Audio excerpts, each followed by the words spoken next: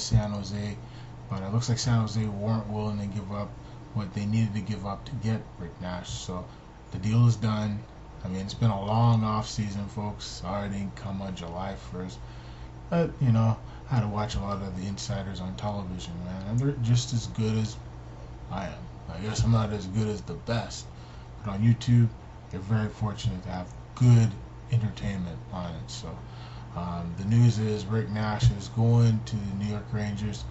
In this deal that has been consummated, Artem Anisimov will be part of the package along with Brandon Dubinsky, a very good center, and he's been in the league for a very long time. So I think this is a very positive move when I look at it, and a young defenseman in Tim Erickson. So we'll see, and a first-round pick. So the New York Rangers had no choice. I mean, if Shea Weber does end up with Philadelphia, I don't think Nashville will match this contract. So it looks like Nashville will be getting a bunch of first-round picks for the next four years. So from the Philadelphia Flyers. So wow, we're seeing a lot of movement in the NHL right now. So it's no surprise, y'all. I think this has been very, very interesting. This has been a very, very interesting offseason. And even free agent frenzy on July 1st, there wasn't too many big signings until the big signing a couple weeks ago when Zach Parise and Ryan Suter both signed $98 million contracts, almost $200+ million worth of money for 13 years apiece with Minnesota Wild. So, I mean, we've seen some movement of some players. You know, Vancouver again, Jason Garrison, very good pickup. I think he'll really help Vancouver.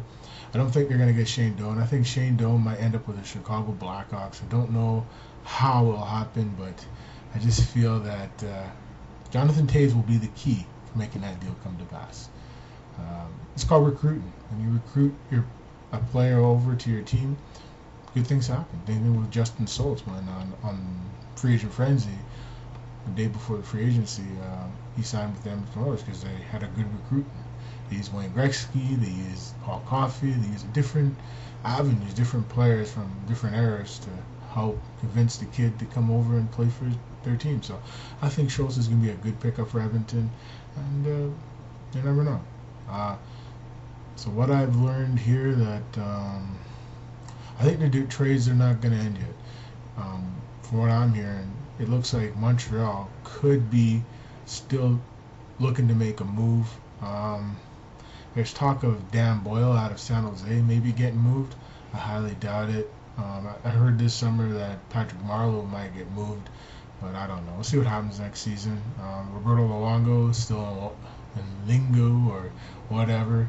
There's still talk of Florida. There's talk of Chicago, but Luongo doesn't want to go to Chicago. He just wants to go to Florida. So we'll see. It could change. It could really change as we get closer to the regular season start. I mean, one more month of an off season for these guys, man. They're going to training camp in September, so I think these guys got to be positive. They got to get ready for the new season, and hopefully negotiations between the players and the owners can maybe get something done. I think they're close. The recent proposal was pretty garbage. I don't like the first proposal by the NHL, and we know it was going to be a bad proposal, but we'll see what happens. There's always a counter proposal.